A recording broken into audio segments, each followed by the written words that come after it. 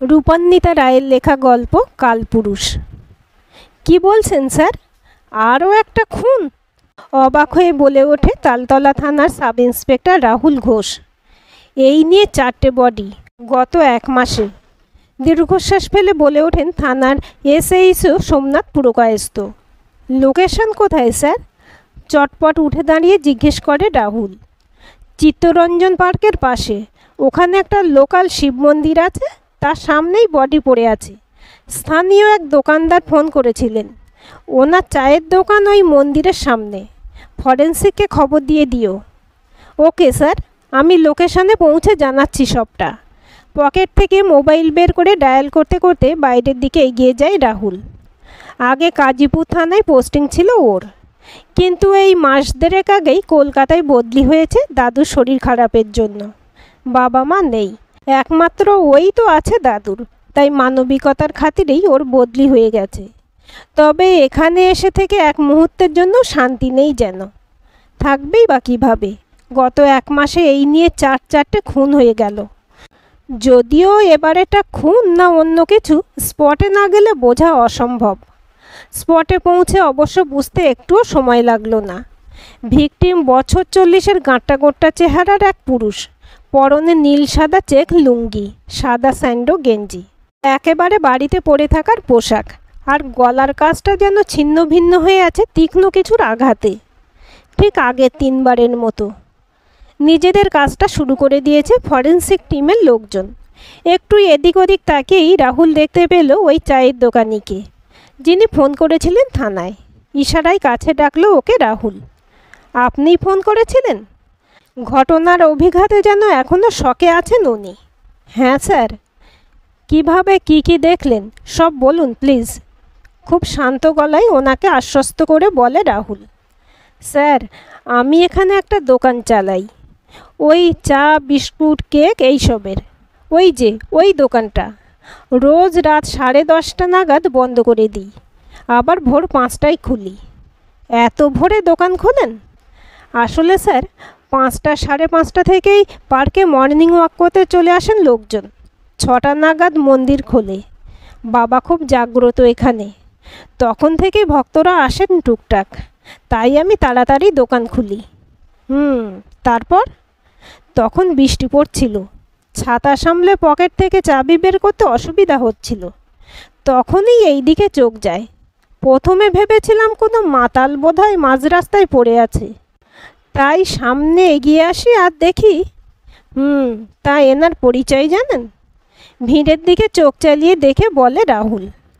2-1 বার দেখেছি স্যার, আমার দোকানে এসেছিলেন, তবে মুখ চেনাই, নাম জানি না। আচ্ছা, আপনাকে আবার পরে কিছু জিজ্ঞাসাবাদ করা হতে পারে। কেন স্যার? ভয়ার্ত গলায় বলে ওঠেন উনি। কারণ আপনিই প্রথম ওনাকে দেখেছেন, আপনার সাহায্য তো আমাদের লাগবেই। নরম গলায় বলে ওঠে রাহুল। একটু আশ্বাস না দিলে সাহায্য পাওয়া যাবে না। ওকে স্যার, একটু দ্বিধা নিয়ে বলে ওঠেন উনি।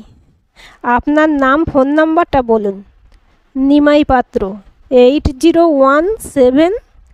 কথা শেষ করে আবার অকুস্থলের দিকে এগিয়ে আসে রাহুল। ততক্ষণে সকালের আলো পুরোপুরি ফুটে গেছে। বেশ কয়েকজন লোকও জমা হয়ে গেছে চারদিকে। স্যার, স্থানীয় একজন বললেন ওনার নাম সঞ্জীব মণ্ডল। বাড়িতে খবর পাঠিয়ে দিয়েছি। যদিও বাবা মা কেউ নেই, এক দাদা আছেন, উনি আসছেন। এক নিঃশ্বাসে বলে যায় কনস্টেবল অসীম দাস। প্রয়োজনীয় কাজ সেরে থানায় ফিরতে ফিরতে প্রায় 8:30 বেজে যায় ওদের। এসএইচও স্যারকে রিপোর্ট দিয়ে একটু চা জল খাবারের জন্য বেরিয়ে আসে রাহুল। সামনে চায়ের দোকানে একটা বেঞ্চে বসে ও। ডিম টোস্টের অর্ডার দিয়ে নিজের মনে ভাবতে থাকে রাহুল। 4টে বডি 1 মাসে, প্রতিটি তীক্ষ্ণ ফলার কোনো অস্ত্রের আঘাতে মৃত্যু। 4জনই পুরুষ, এবং 4টে খুনই রাতে হয়েছে। তাহলে কি আবার কলকাতায় স্টোনম্যানের আতঙ্ক ফিরে এলো? স্যার, আপনার চা। স্যার, আপনার চা। একটু চমকেই উঠল রাহুল। চায়ের গ্লাস হাতে নিয়ে একটা বড় চুমুক দিল ও। বাকি 3টে খুন ওদের থানা এলাকাতেই হয়নি, তবে আপডেট আসে ওদের কাছেও। সেখানেই পড়েছিল ওই তীক্ষ্ণ অস্ত্রের ব্যাপারটা। কেস ফাইলগুলো একবার দেখতে পারলে ভালো হতো। জল খাবার খেয়ে থানায় ফেরার পরই এসএইচও স্যার ডেকে পাঠান ওকে। রাহুল, সিপির ফোন এসেছিল, 1 মাসের মধ্যে 4 খুন, এটা নিয়ে ঝামেলা হবে। বুঝতে পারছি স্যার, আর সব কটার ধরনই প্রায় একই রকম। এক্স্যাক্টলি। যাই হোক, একটা টিম তৈরি হচ্ছে, লিড করবেন সিনিয়র ইন্সপেক্টর মধুমিতা দত্ত। তুমি লালবাজার চলে যাও। আর হ্যাঁ, কেসটা কিন্তু আর্জেন্ট, তাই সব রকমভাবে চোখ কান খোলা রেখো। Right sir. বেরিয়ে আসে রাহুল। মধুমিতা দত্তের নাম শুনেছে রাহুল এর আগে, কিন্তু আলাপ নেই। কেস সংক্রান্ত কিছু তথ্য নিজের মনে ঝালিয়ে নিয়ে বেরিয়ে পড়ল ও। লালবাজারে যাবার পরে প্রথমেই কমিশনার দেখা করলেন ওদের সঙ্গে। তিনি বললেন যত তাড়াতাড়ি সম্ভব কেসের সমাধান করতে। সংক্ষিপ্ত মিটিংয়ে শেষে একটা ঘরে বসলো ওরা 4 জন। মধুমিতা দত্ত সিনিয়র ইন্সপেক্টর, রাজীব সাহা, কমল চক্রবর্তী আর ও রাহুল। একবার সব কটা কেস আলোচনা করে নিই। রাহুল, তোমার এলাকায় তো আজ ঘটেছে, পোস্টমর্টেম আর ফরেন্সিক কবে পাওয়া যাবে? সরাসরি কাজ শুরু করে দিলেন মধুমিতা। কালকের মধ্যে চেষ্টা করছি ম্যাম। আমার ক্ষেত্রে ভিকটিমের মোবাইল পাওয়া যায়নি, সেটার খোঁজ চলছে। ওকে, ভিকটিম কি ওই এলাকার বাসিন্দা? ঠিক পাড়ার নয়, 2 কিলোমিটারের মধ্যে বাড়ি ছিল। ওনার এক দাদা আছেন, দুজনের মধ্যে সেভাবে সম্পর্ক নেই, তাই জানেন না ভাই কখন আর কেন বাড়ি থেকে বেরিয়েছিল। দাদার দিকে নজর রাখো, আর দেখতে হবে সম্পর্ক কেন ভালো ছিল না, কী নিয়ে বিরোধ ছিল। Yes ma'am. এবার রাজীব, তুমি বলো। আমাদের প্রত্যেকের সব ভিকটিম সম্পর্কে জানতে হবে। কথায় জানা গেল প্রথম ঘটনা ঘটে জুলাই মাসের 11 তারিখে। রাজীবের মানিকতলা থানায় ফোন যায়। ফোন করেন স্থানীয় রক্ষাকালী মন্দিরের এক পুরোহিত। উনি মন্দিরে আসার সময় দেখতে পান মন্দিরের একেবারে সিঁড়ির উপর কেউ চিত হয়ে শুয়ে আছে। রক্তের ধারা বয়ে গিয়ে সাদা মার্বেল পাথরের মেঝেতে খানিকটা অংশ লাল হয়ে আছে। উনি বয়স্ক মানুষ, এলাকার দীর্ঘদিনের বাসিন্দা। ভিকটিমকে চিনতে পারেন উনি, এলাকার কুখ্যাত গুন্ডা ঝন্টু সাউ। এর গলার একটু নিচে বুকের ওপরে তীক্ষ্ণ অস্ত্রের দাগ ছিল। মার্ডার উইপন পাওয়া যায়নি। এর পরের দেহ আবিষ্কার হয় কালিকাপুরের কাছে এক নির্মীয়মান বহুতলের আবাসনের মধ্যে। সেখানে লেবাররা ভোরবেলা আবিষ্কার করে মৃতদেহ। ওরা ওদের সুপারভাইজারকে জানায়। সুপারভাইজার এসে থানায় ফোন করেন। তারিখটা ছিল 18 জুলাই। সুপারভাইজার জানায় মৃত শেখ বশির স্থানীয় সিন্ডিকেটের সদস্য এবং মাঝে মাঝেই ওদের আবাসনে এসে হুজ্জুতি করত। এনার বুকের মাঝে সেই তীক্ষ্ণ অস্ত্রের দাগ। তৃতীয় ঘটনাটি ঘটে আরিয়াদহের কাছে জুলাই মাসের 25 তারিখ। সেদিন বিয়ের তারিখ ছিল। একদল মহিলা পাড়ার একটি মেয়ের বিয়ের জন্য মেয়েলি আচার অনুষ্ঠান করার জন্য জল সইতে যাচ্ছিলেন পাড়ার পুকুরে। তখন পুকুরের ঘাটের সিঁড়িতেই কাউকে শুয়ে থাকতে দেখেন। ওনারাও মাতাল ভেবে ডাকাডাকি করছিলেন। তখনই দেখেন দেহে প্রাণ নেই। মৃতের নাম আয়ুষ পোদ্দার, একটি বেসরকারি কোম্পানিতে চাকরি করতেন। এনারও গলার কাছে গভীর ক্ষত, নলি প্রায় ছিন্ন ভিন্ন। তারপরের ঘটনা সেদিন সকালের 1 আগস্টের। 4টে ঘটনাতেই কোনো প্রত্যক্ষদর্শী নেই। সিসিটিভি ফুটেজে কিছু পাওয়া যায়নি। একটু ভুরু কুঁচকে কিছু ভাবলেন মধুমিতা। কয়েকটা কমন বিষয় নোট করে নিই আমরা। 4 জনেরই মৃত্যু হয়েছে রাতে বা শেষ রাতে। বডি পাওয়া গেছে ভোরবেলা, তাই তো?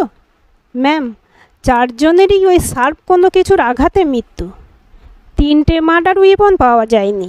চতুর্থটির এখনও পাওয়া যায়নি। 4 জনের বয়স মোটামুটি 30 থেকে 45-এর মধ্যে। ঝন্টু সাহের বয়স এদের মধ্যে সবচেয়ে বেশি, 45। শেখ বশিরের বয়স সবচেয়ে কম, 30। বাকি দুজনের একজন আয়ুষ 33 আর সঞ্জীবের বয়স 40-এর। অর্থাৎ সবাই যুবক। এদের শত্রু কেউ ছিল কি না জানা গেছে? ম্যাম, আয়ুষ নির্বিরোধী ছিল, নামি বেসরকারি কোম্পানিতে চাকরি করত। অফিসে যেমন একটু একটু পলিটিক্স হয় তেমন ছিল, কিন্তু আর কিছু জানা যায়নি। বাবা মায়ের একমাত্র ছেলে ছিল। বিয়ে হয়েছিল? না ম্যাম, একজন স্টেডি গার্লফ্রেন্ড ছিল, কিন্তু ঘটনার মাসখানেক আগে সম্পর্ক ভেঙে যায়। I see. আর শেখ বশিরের? ম্যাম, ও স্থানীয় নেতার সাকরেদ ছিল। এলাকায় নতুন বাড়ি করতে হলেই এদের কাছ থেকে কাঁচামাল নিতে হতো। তবে এসব ক্ষেত্রে যা হয়, দলের মধ্যেই উপদল ছিল, অর্থাৎ গোষ্ঠীদ্বন্দ্বের সম্ভাবনা। কিছু লিড পেয়েছেন? না ম্যাম, মাথা নিচু করে জানায় রাজীব সাহা। ওকে, আর ঝন্টু সাউ তো কুখ্যাত গুন্ডা, আপনি বললেন সেটাই? কমল চক্রবর্তীর দিকে তাকিয়ে জিজ্ঞেস করেন মধুমিতা। হ্যাঁ ম্যাম, এলাকার আর এলাকার বাইরেও প্রচুর শত্রু। পুলিশের রেকর্ডেও নাম আছে, মাঝে আন্ডারগ্রাউন্ডেও ছিল। বেশ, আরও কি জানা যায় লিস্ট বানাতে হবে আমাদের। রাহুল, তুমি পোস্টমর্টেম আর ফরেন্সিকটা দেখো, যত তাড়াতাড়ি করানো যায়। রাজীব, তুমি সবার কল লিস্ট চেক করে রিপোর্টটা বানাও। মোবাইলগুলো ভালো করে চেক করো, আর লোকেশনের কাছাকাছি সিসিটিভি ফুটেজ আরও একবার চেক করে দেখো। কমলবাবু, আপনি আর আমি আপাতত ভিকটিমদের প্রত্যেকের কার কার সঙ্গে ঝামেলা ছিল এবং ভিকটিমরা মারা গেলে কে কে সুবিধা পেতে পারেন লিস্ট বানিয়ে এগোই, কেমন? রাতে আর একবার মিট করব আমরা। 3 ভাগে নিজেদের ভাগ করে 4 জন বেরিয়ে পড়ে ওরা। হঠাৎ ঘুরে দাঁড়ায় রাহুল। ম্যাম, আর একটা কথা, আজকের যে ভিকটিম সঞ্জীববাবু, ওনার পরনে ছিল লুঙ্গি। পিএম রিপোর্টে ভালো করে বোঝা যাবে, কিন্তু ওনার দুটো পাই ক্ষতবিক্ষত ছিল, যেন কোনো জন্তু কামড়ে ছাল তুলে নিয়েছে। এটা তো শেখ বশিরেরও ছিল, রিপোর্টে আছে কুকুরের কামড়। Very strange. আয়ুষ আর ঝন্টু, এই দুজনেরও কুকুরের কামড় ছিল, কিন্তু মৃত্যু তো সেজন্য হয়নি, তাই না? না, কোনো তীক্ষ্ণ কিছুর আঘাতেই হয়েছে। বেশ, এটা নতুন অ্যাঙ্গেল, এটা নিয়েও ভাবতে হবে আমাদের। এখন সবাই নিজেদের কাজগুলো করতে শুরু করি। মধুমিতা ম্যাডামের দেওয়া কাজ সারতে সারতে বেলা গড়িয়ে গেছিল। দুপুরে খাওয়া কিছু হয়নি। এই অবেলায় আর কী বা খাবে? ভাবতে ভাবতেই একটা এগ রোলের দোকানে এগিয়ে যায় রাহুল। সামনে একটা লম্বা রাত পড়ে আছে। রাহুলদা, তুমি এখানে? পরিচিত কণ্ঠ শুনে ঘুরে তাকায় রাহুল। আরে, এটা তো দীপাংশু মিত্র। মাস 6 আগে একটা মার্ডার মিস্ট্রির সময় আলাপ হয়েছিল। মূলত ছেলেটির দেওয়া ক্লুতেই অপরাধীরা ধরা পড়েছিল। বেশ ব্রাইট, বুদ্ধিমান ছেলে। পরে দ্বীপের এক দিদির মৃত্যুর সময়ে সাহায্য করেছিল রাহুল। আমি তো এখানে ট্রান্সফার হয়ে চলে এসেছি। আসলে আমার দাদু একটু অসুস্থ। ওহো, কি হয়েছে দাদুর? উদ্বিগ্ন স্বরে বলে দীপ। ওই বয়সের জন্য। আসলে আমার বাবা মা নেই, দাদুর কাছেই মানুষ আমি, তাই ট্রান্সফার নিলাম। আচ্ছা, কোনো রকম সাহায্য লাগলে বলো। তুমি আমার জন্য অনেক করেছো। ওইটুকু তো আমার কর্তব্য ছিল দীপ। কথা বলতে বলতে দুজনের হাতেই রোল চলে আসে। এক কামড় দিয়ে দীপ বলে ওঠে, কিন্তু রাহুলদা, তোমাকে রোলের দোকানে দেখতে পাবো এটা আশা করিনি। মানে তুমি তো খুব ফিট। আর তুমি যে আজ এখানে সেবেলা? হা হা করে হেসে ওঠে রাহুল। আমার আজ চিট ডে। ওই যে রোলটা যখন ভাজা হয় একটা স্বর্গীয় গন্ধ ভেসে আসে। উফ, হাসতে হাসতে বলে দীপ। তা বটে, আর আমার হচ্ছে বাধ্যতামূলক খাবার এটা। একটা কেস নিয়ে এমনভাবে ঘেঁটে আছি, সময় পাইনি খাবার। সত্যি, তোমাদের যা শিডিউল, ভাবতেই অবাক লাগে। এই তো আমাদের পাড়াতেই আজ একটা ঘটনা হয়েছে, মার্ডার। 7 সকালেই হয়েছে। আমি যখন বেরোই তখনও দেখি পুলিশেরা কাজ করছেন। আবার মার্ডার? দীর্ঘশ্বাস ফেলে রাহুল। তারপর কি মনে হতে জিজ্ঞেস করে, তুমি কোথায় থাকো? এই তো কাছেই থাকি রাহুলদা। আমাদের এখানেই বুড়ো শিব মন্দির আছে, সেখানেই বডি পাওয়া গেছে। ও, তুমি চিনতে যাকে পাওয়া গেছে? কিছু ইনফরমেশন দিতে পারো? চিনতাম বলতে, আমাদের বাড়িতে যে মাসিক গৃহসহায়িকা, উনি বলছিলেন ওই লোকটা ওনাকে কুপ্রস্তাব দিয়েছিল কিছুদিন আগে। বটে। ইয়া দীপ, একবার ওই মাসির সঙ্গে কথা বলা যায়? এক ঝলক রাহুলকে দেখে দীপ, তারপর বলে ওঠে, চলো আমি নিয়ে যাচ্ছি মাসির বাড়িতে। এই কাছেই, সরকার পল্লীতে থাকেন উনি। মাসির নাম শম্পা। স্বামী কোভিডে মারা যাবার পর থেকে পেটের দায়ে বাড়িতে বাড়িতে ঠিকই কাজ করা শুরু করেছিলেন উনি। মৃত সঞ্জীব মণ্ডলের বাড়িতেও কাজের জন্য যাতায়াত ছিল। ঘর ঝাঁট দেওয়া, ঘর মোছা, বাসন মাজা, কাপড় কাচা এই ধরনের কাজ করতেন। একদিন ঘর মোছার সময় ওনাকে কুপ্রস্তাব দেয়। আপনি পুলিশের কাছে যাননি কেন? বিচলিত হয়ে বলে ওঠে রাহুল। ভয়ে স্যার, থানায় গেলে যদি আরও বড় কোনো সমস্যা হয়। কাজগুলো চলে গেলে খাবো কি? চোখে আঁচল চেপে বলে উঠেছিলেন শম্পা মাসি। দীর্ঘশ্বাস ফেলে রাহুল। এই ভয় দূর না করলে অনেক দোষ আইনের আওতায় আসবে না, দোষীরা ঘুরে বেড়াবে নির্বিঘ্নে। স্যার, একটু চা খাবেন? মাসির প্রশ্নের উত্তরে হ্যাঁ বলল রাহুল। কিছুক্ষণ পরেই আবার একটা মিটিং আছে, সজাগ থাকা প্রয়োজন। রাহুলদা, ইনি মানে কি হয়েছিল এনার? মনে তো হচ্ছে কোনো ধারালো কিছুর আঘাতে মৃত্যু, তবে পোস্টমর্টমের রিপোর্ট না এলে। আমি জানি রাহুলদা। আচ্ছা, একটা কথা জিজ্ঞেস করছি, প্লিজ ডোন্ট মাইন্ড। আর তুমি উত্তরটা নাও দিতে পারো। মাসখানেক আগে আয়ুষ বলে একজন মারা গেছিল, তারও শার্প কিছুর আঘাতেই মৃত্যু ছিল না? অবাক হয়ে তাকায় রাহুল দীপের দিকে। তুমি আয়ুষকে চিনতে? কিভাবে? আমার এক বন্ধুর বয়ফ্রেন্ড ছিল আয়ুষ, সেই সূত্রে বার দুয়েক দেখা হয়েছে। এবার তুমি কিছু মনে করো না। তোমার ওই বন্ধুর সঙ্গেও কি একবার দেখা করা যায়? আমি ফোন করে দেখছি রাহুলদা।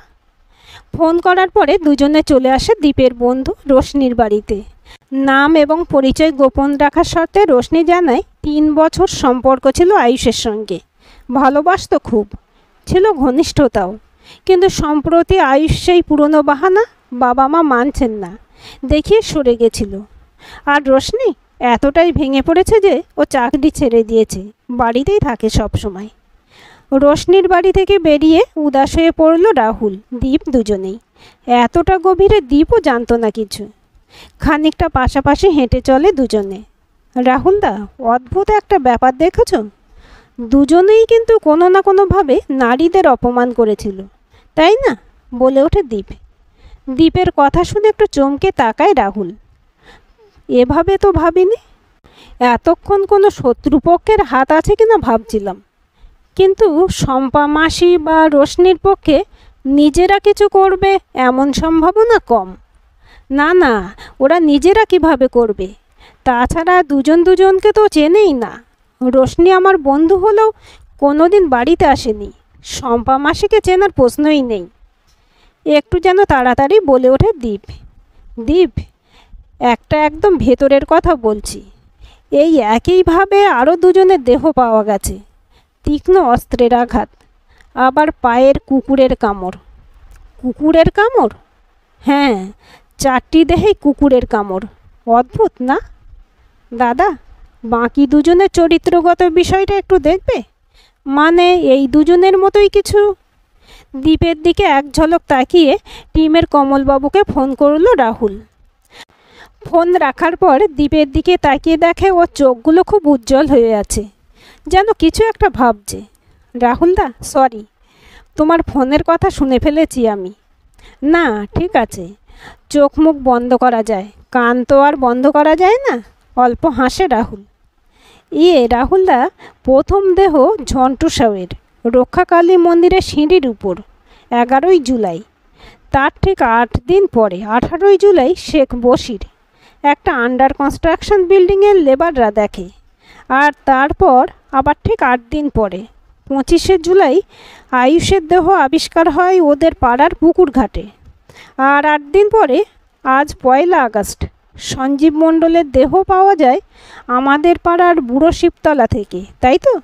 হ্যাঁ, অর্থাৎ প্রতিটা ঘটনা ঘটেছে 8 দিন পর পর, মঙ্গলবারে। ঠিক মঙ্গলবারে না, বডি পাওয়া গেছে মঙ্গলবারে, কিন্তু খুন হয়েছে সোমবার শেষ রাতে। ও মাই গড! এবং 2টো ঘটনা ঘটেছে রক্ষাকালী এবং শিব মন্দিরের কাছে। বাকি 2টো। কথা শেষ হতে না হতেই ফোন বেজে ওঠে রাহুলের, কমলবাবুর ফোন। ঝন্টু সাউ ছিল এলাকার দাগি অপরাধী, অনেক মেয়েকে ধর্ষণের অভিযোগ আছে ওর নামে।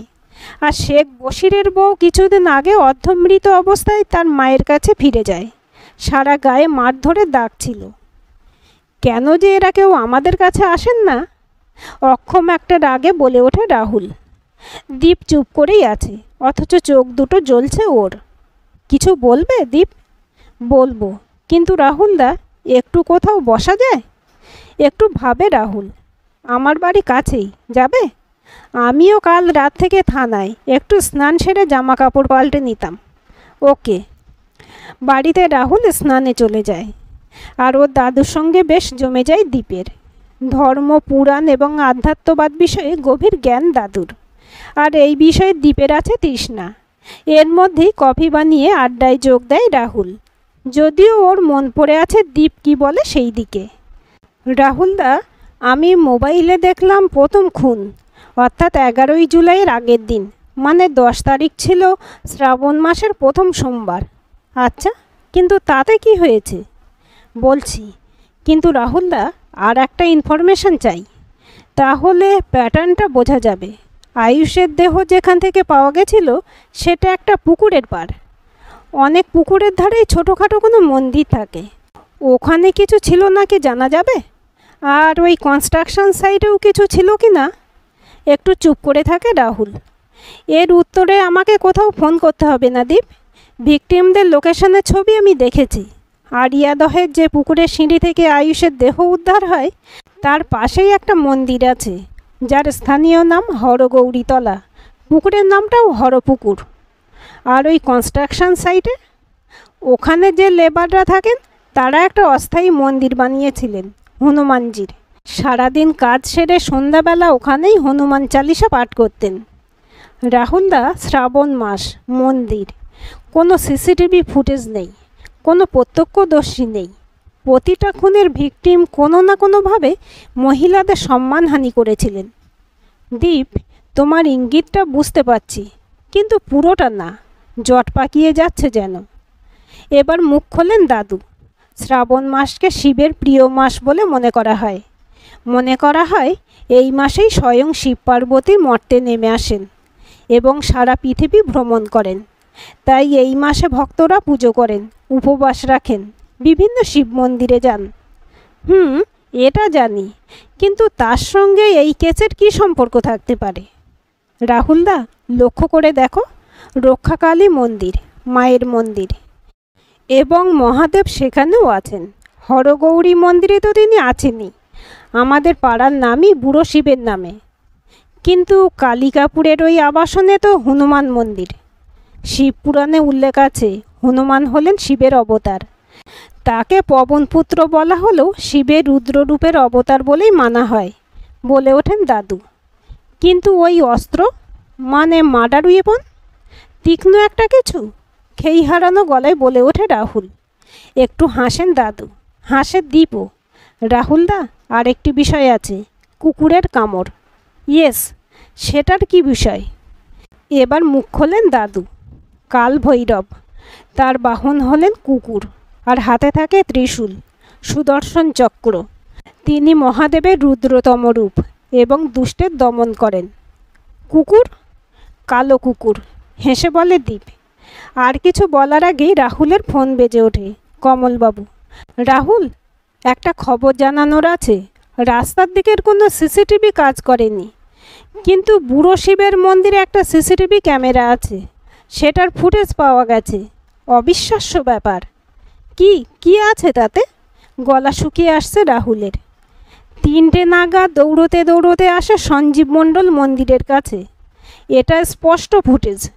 পিছনে কেউ নেই, শুধু একটা বিশাল বড় কালো কুকুর, আর মন্দিরের দিকে পিঠ দিয়ে দাঁড়ানো একটা কালো ছায়া মূর্তি।